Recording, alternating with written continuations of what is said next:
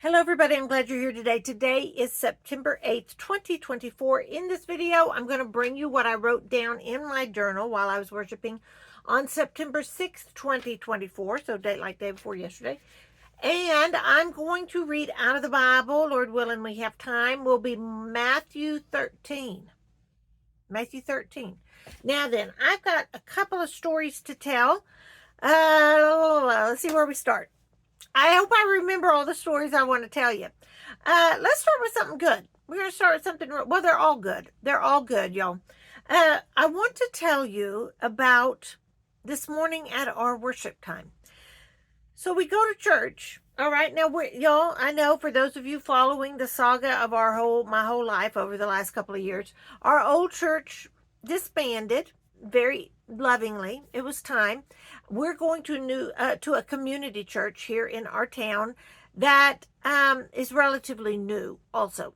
And the Lord is bringing people there that we call ourselves misfits. I mean, we're kind of misfits everywhere else, but we all fit there, and we're just all razor focused on Jesus. In fact, this afternoon at 5 o'clock our time, we are meeting to just pray and ask Jesus, what do we do next? What do we do next? Show us, Lord. So that's how we roll. There's no agenda. There's no hierarchy. Just people. Just people, the children of God coming together. Well, this morning, we had an unusual amount of children. Okay, so the people, we just started having a Bible class for children, and I'm the one doing it. Now, I did not want to do it because I don't think of education in the same boxed in, squared in things most people think. Like, come to class, sit down, get out your book and study. I mean, that's not how I roll. And so I didn't think people would really understand that. And so I was hesitant to do any kind of Bible class. So when I kind of became comfortable at our new place and trusting, and they trusted me, I was like, okay, all right, the Lord is telling me that I need to start this Bible class, but here's how it's going to go down. All right. We are not going to shut the door. The door stays open. Anyone can come into that class and learn about Jesus. Anyone. Adults, children, old people. I mean, if you're too little, like a 2-year-old or a 1-year-old, they're too young. They don't need to be in there. But anyone can come in there. I mean, if their mamas are with them, I don't care. They're fine. We've had that happen too. But and we just speak Jesus in there. And whoever wants to gather around and listen to Jesus or the stories of God, the stories of the Bible, then you may come. Please come. And then I have all kinds of toys and activities and color pages and coloring. No workbooks, no writing down Bible verses. Now, y'all, I guess there's a time and place. I don't know what this hair is doing in front of my head, my eyeball. Okay. There are probably people there's probably times you need to do that. Okay. I'm not that person to teach that. So what I want to do is when you sit down, you color with people, you talk. And you talk about Jesus. Now, these aren't Coloring Princess Disney pages. These are Bible. These are about it's a comprehensive, they don't know it's comprehensive. But we're studying Joseph in the Old Testament, Jacob's son, and, and his brothers and stuff. So we're studying him. And so I have color pages that are about Joseph, the story of Joseph. And so we talk about Joseph. We're like, what color are you making Joseph? Your Joseph's outfit. I'm going to make Joseph this because he was in prison. So I'm coloring his outfit brown because he was in prison right now. But then here he's like second in command in Pharaoh. So I'm going to make that gold with a magic marker, not a color crayon. That's kind of, and so we talk about that. I also have a TV that's got Bible videos playing Bible stories. Even after we do the lesson, and we do have just a little bitty lesson where we stop our playing and we sit down and I just say, we need to talk about what's in the Bible because it's so exciting. And so we tell a very quick Bible story. I have Betty, Luke, and Phelps. The church was gracious enough to pay for that. And then a whole bunch of us cut out the felts. If you don't know what Betty Lucan felts are, I should bring them here. I should show you what they're. Super cool. So anyway, I have those. I tell the story. It's old school, but it's so old that they're mesmerized by it because it's not on a phone. It's not on a video. It's these beautiful felts, not flannel graph felts. You just Google it and see. They're gorgeous. So we do that this morning.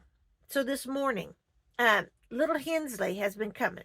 I call her Princess Hensley. When she comes in, I say, oh, here is Princess Hensley. She's 6 years old, and her brother is 10. He always is there. So he's there with her, and they're there every week, especially her brother, Marcos.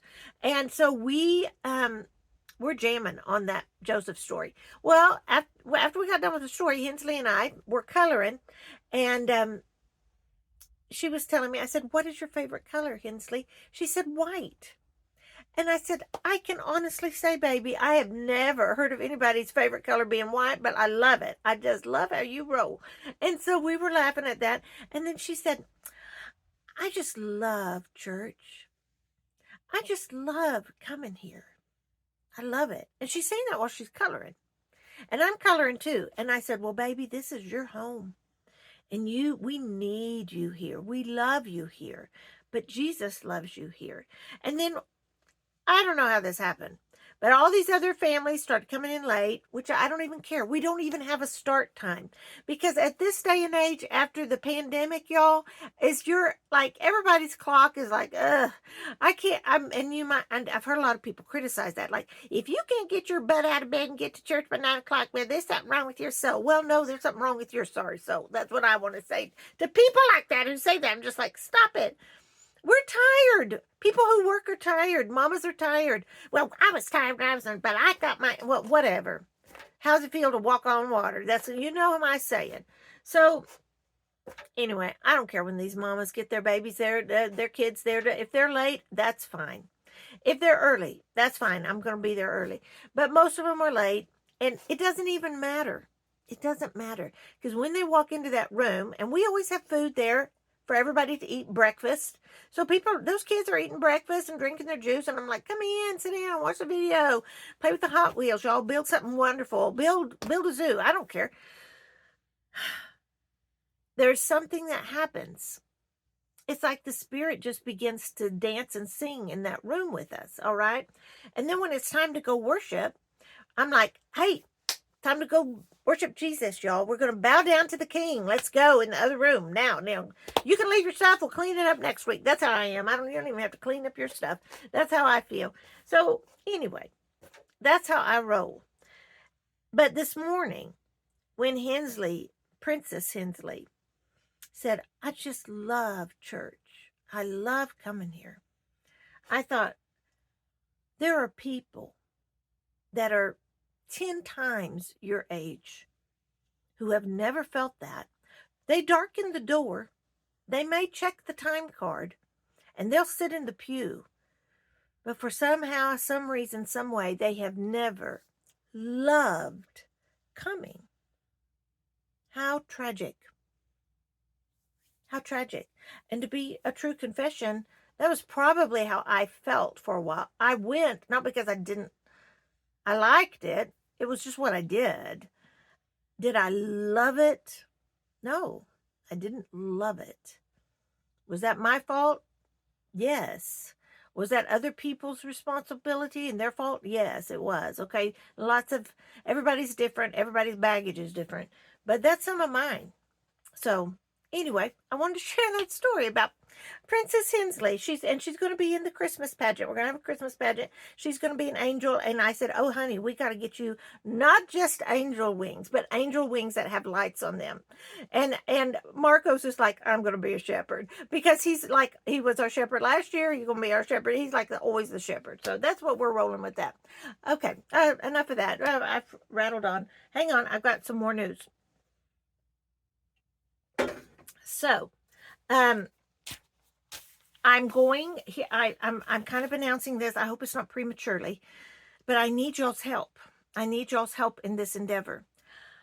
We are about to begin making audio broadcasts, podcasts. I don't know. They're more like radio dramas, okay? Of it's a World War III scenario, futuristic, sometime in the future, not too far in the future, not like sci-fi future, but I'm talking like, hey, y'all, it's like, it doesn't matter. It's not far in the future, okay? Like, just 2-3 years, maybe. Maybe it's just a 2-3 months. I don't know. But anyway, I have written the script. It's called Remnant. We have the cast ready.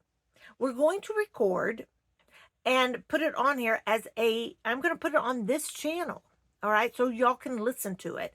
It is not something you watch. Although you can look at the thumbnail, I don't care. But I mean, it's a listening experience.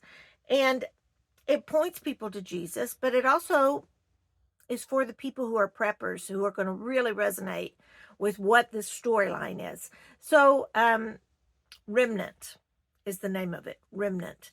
And it's going to evolve. This is the first episode. It's a series. Okay, it's going to be a series. So, that is coming soon to this channel. And if you could please, I don't care what you do, whether you like or subscribe to what I do, but because there's my brothers and sisters, your brothers and sisters are involved in this as a cast. If y'all can help, if you just watch it, like it, share it, that would be phenomenal. But I think you will like it. It's only going to be like a 10-minute little show. So, yeah, I think you'll like it. I'm whether you do or not. You don't have to tell me whether you don't, but if you do like it, tell us. So anyway, okay, let us go in. So that's going to be here soon. That's going to be here soon. A month or so.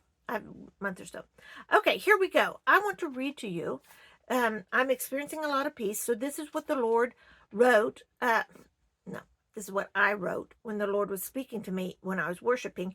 You pray and square this with God yourself, okay? September 6th, 2024. My darling one, the noise will be loud enough soon enough. Do not wonder, for I am the one quieting your mind and heart. I give you rest, sweet rest, for the turmoil coming will be enough to tire even the strongest. Enjoy being joy-filled.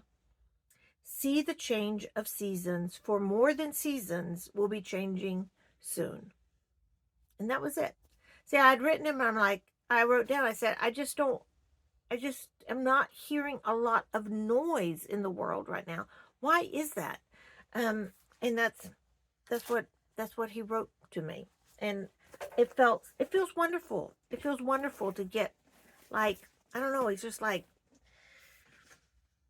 just take a breather, And are y'all feeling that? I mean, I know I've asked y'all that before, and many of you are.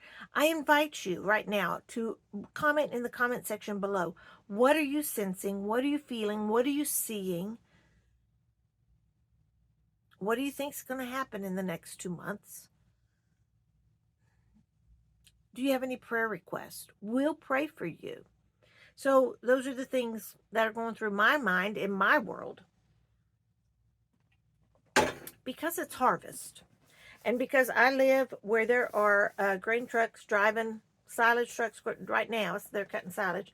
Soon it'll be corn. Soon it'll be cotton, milo. All of that's coming. We harvest it's already in full swing, but even all the way until past Thanksgiving, into November, the first weeks of December. That's how long it lasts. So there's a lot of work being done right now where I live. And so, of course, the harvest parables come to mind. So here I'm reading in Matthew 13, verse 24. And here's one of the parables Jesus talks about. Here is another story Jesus told. Matthew tells us, the kingdom of heaven is like a farmer who planted good seed in his field. But that night, as the workers slept, his enemy came and planted weeds among the wheat, then slipped away. When the crop began to grow and produce grain, the weeds also grew. The farmer's workers went to him and said, Sir, the field where you planted that good seed is full of weeds. Where did they come from? An enemy has done this, the farmer exclaimed. Should we pull out the weeds? They asked. No, he replied. You'll uproot the wheat if you do. That's true. Let both grow together until the harvest. Then I will tell the harvesters to sort out the weeds, tie them into bundles, and burn them, and to put the wheat in the barn. Now, anybody who gardens knows that sometimes when weeds grow up next to plants, if you pull up the weed, it'll damage the plant. So you just let it be there until the end of the season, and then you cut it all together. Okay, so that you get what I mean. You get what Jesus was talking about. But you know, the apostles were kind of slow on the uptake, and so later on, after Jesus told that parable in verse 36, we'll talk about this. Then, leaving the crowds outside, Jesus went into the house. His disciples said, "Please explain to us the story of the weeds in the field." Jesus said, "The Son of Man is the farmer who plants the good seed. The field is the world, and the good seed represents the people of the kingdom. The good seed represents the people of the kingdom. That's us. Okay? That's us, you and me. The weeds are the people who belong to the evil one. The enemy who planted the weeds among the wheat is the devil. The harvest is the end of the world, and the harvesters are the angels. Just as the weeds are sorted out and burned in the fire, so it will be at the end of the world. The Son of Man will send his angels, and they will remove from his kingdom everything that causes sin and all who do evil. And the angels will throw them into the fiery furnace, where there will be weeping and gnashing of teeth. Then the righteous will shine like the sun in their Father's kingdom. Anyone with ears to hear should listen and understand. So there is a time of separation and condemnation and judgment. Those of us who belong to the kingdom, we go be with the King. All right? Now, I don't know about you, but I don't want to be the one gnashing my teeth in the fire because it hurts so bad. So now is the time during your life here on earth, you get to make that decision. Are you in or are you out? Are you part of the kingdom or are you not part of the kingdom? Because if you're not part of the kingdom of God, there is a day where you're going to be separated and burnt in the furnace. And you're not going to die. It's just going to last for eternity. So choose wisely. Choose wisely. This is really serious. We're in serious times right now. I think we've always been in serious times, but there seems to be like there was an illusion of ease where everyone kind of felt like they were all Christians and we were all moving in the same direction. I don't know if that was an illusion or reality, but I mean, clearly, even the first part of Matthew 13 is the parable about the sower. That some of the seed falls on the rocky ground, and some falls in the thorns, some falls on the path, and some falls on the good soil. And y'all, there's not very many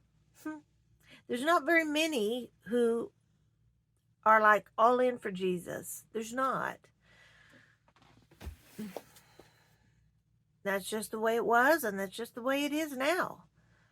I hate that. But while we are here, we sow the seed. We throw the seed out there and pray it lands on fertile ground and takes root and grows. I don't have control over that. I do have control over getting the seed out there. And here it is. Jesus loves you and wants you to follow him and commit your life to him and be baptized and hopefully, prayerfully find a church family, a gathering, a body.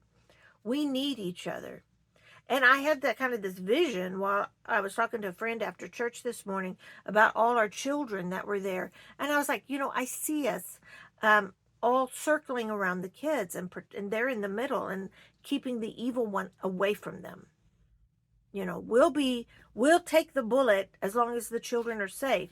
And I think, oh, y'all, this is like National Geographic sideshow here. Y'all, is it not true that elephants, I think I've seen this, elephants, female elephants, will gather around the babies if the baby is being threatened by another animal? Isn't that right? But somehow they circle around. They're very maternal. They're very maternal, elephants. And I don't know if it's wrong to call us like elephants, but that's kind of what I feel like. We're we're meant to protect our young ones because that's who the enemy goes after. They're an easy target. They're weak. They're not strong yet. So I think that's all I have today. That's a lot. I hope you will continue to plant seeds of Jesus and his love. I hope you will continue to nurture and grow his seed within your heart. That is his love and mercy and kindness. I hope you know that we're going to be harvested. We're going to be the harvested at some point, and we're going to be in the kingdom of heaven with God. And I'm looking forward to that day. All right. I think we're done. Do with that what you need to, what you want to. Let it simmer a while. Stay safe, America. This is Gina Lima Charlie. I'm out.